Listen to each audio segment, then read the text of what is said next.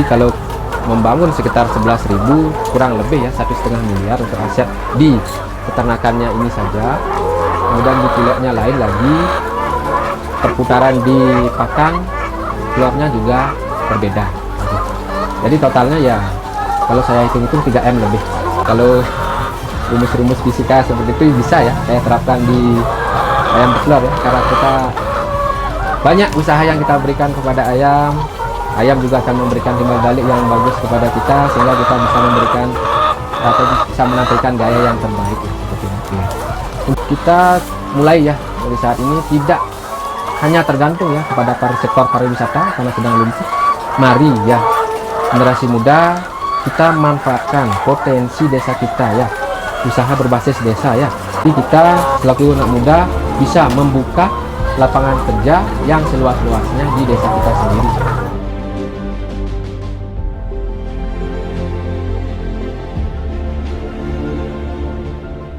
Perkenalkan ya, nama saya Iko Mansudian Saril.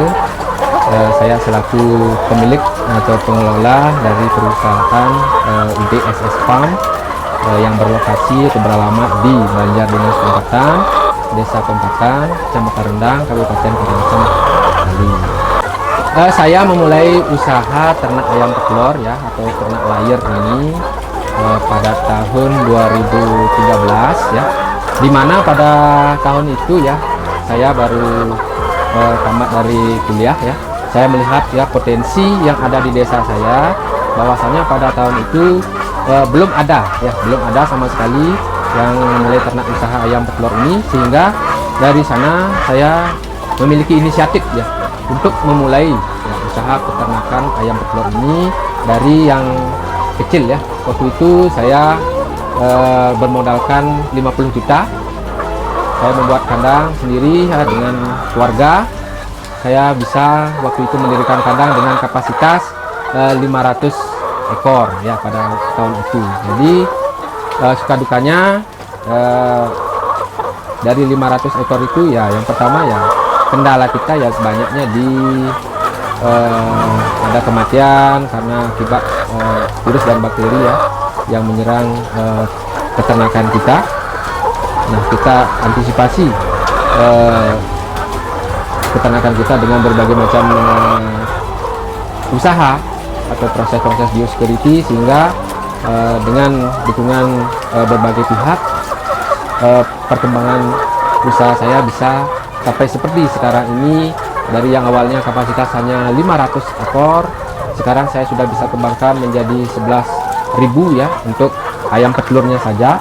Untuk pembibitan saya punya 8.000 ekor lagi, sehingga total yang bisa saya kembangkan saat ini adalah 19.000 ekor. Dan di luar peternakan ini saya juga berusaha ya mengembangkan untuk teman-teman yang mau bergabung dengan usaha kami di sini. Saya support, saya bantu, sehingga di luar juga total populasi yang bisa saya support dari pakan, kemudian saya bantu penjualan atau pemasaran telurnya, sekitar populasi 50.000 total semuanya.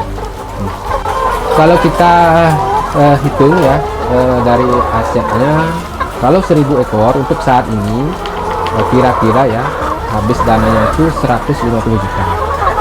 Jadi kalau membangun sekitar 11.000 kurang lebih ya 1,5 miliar untuk aset di peternakannya ini saja. Kemudian di pileknya lain lagi, perputaran di pakan telurnya juga berbeda. Jadi totalnya ya kalau saya hitung-hitung 3M lebih. Saya berusaha ya semua yang tercipta akibat usaha ini saya maksimalkan, saya berusaha maksimalkan semaksimal mungkin ya, terutama ya dari kotorannya.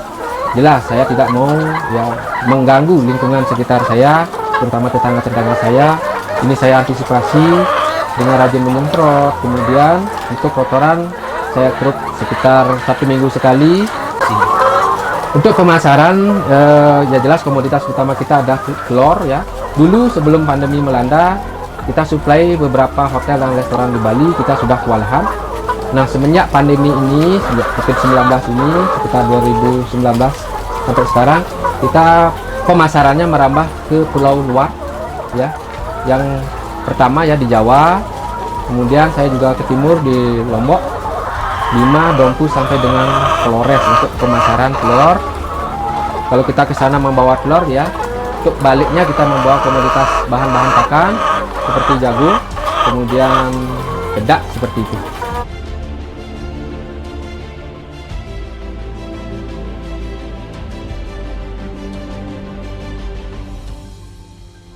Kalau saya sebagai peternak sudah biasa sekali ya dengan kondisi-kondisi seperti itu, karena namanya bisnis, ada pasang surutnya ya.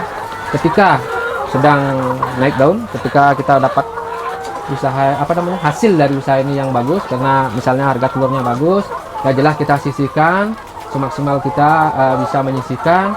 Nah, itu adalah sebagai cadangan kita ketika kemarin memang harga telurnya sedang anjlok ya, di bawah HPP, harga pokok produksi, sampai ya banyak yang protes, banyak yang demo sampai ke Presiden Jokowi. Kita mensiasati dengan memaksimalkan produksi di peternakan kita sendiri ya. Kita masukkan produksi, jangan sampai ayam kita sakit, sehingga dengan produksi yang bagus kita bisa menutupi kerugian-kerugian yang terjadi akibat usaha ini. Kalau saya sendiri ya menyarankan kepada teman-teman semua yang ingin ya memulai usaha ayam telur, awalnya ya jangan terlalu ambisi atau bernafsu, jangan memulai langsung banyak. Kita mulai dari yang sedikit saja, coba dulu ya, karena manajemen yang terbaik ya adalah kita ya sendiri yang tahu manajemen risikonya. Sehingga kalau kita bisa mempelajari itu dari yang sedikit itu, baru bisa kita kembangkan, karena yang paling bagus itulah misalnya anak beranak. Kalau dia yang petelur dari 1000 dapat hasil, kembali lagi buat lagi 1000, tambah lagi seperti itu ya, anak beranak.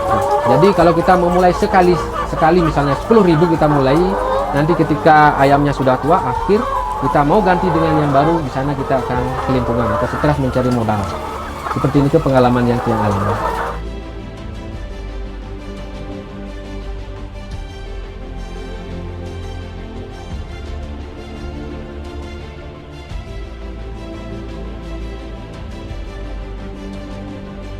Ya memang dulu ketika tamat ya, saya alumni pendidikan fisika di Undiksa. Jadi ketika tamat, fresh graduated, saya ke sekolah.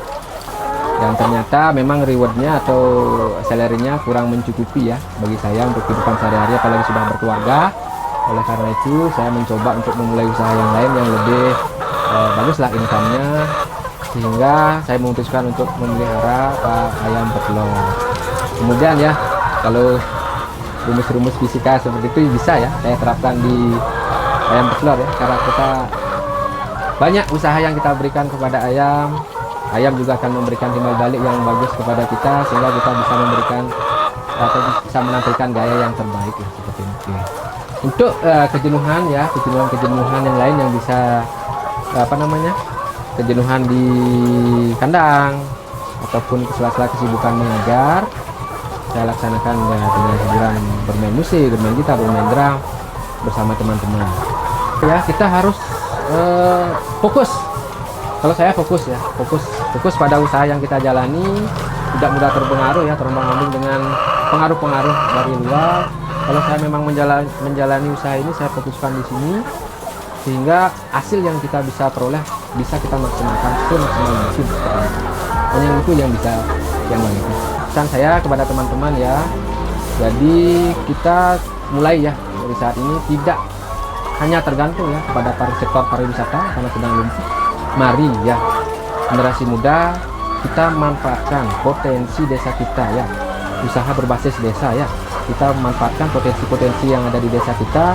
Tidak hanya peternakan, di pertanian juga banyak ya, sekarang sedang daunnya bertanam porang, jeruk, alpukat, buah-buahan dan lain sebagainya, sehingga potensi diri kita bisa kita maksimalkan, bisa kita kembangkan desa kita dan bisa menyerap ya. Tujuan akhirnya adalah menyerap banyak tenaga kerja ya. Jadi kita selaku anak muda bisa membuka lapangan kerja yang seluas-luasnya di desa kita sendiri.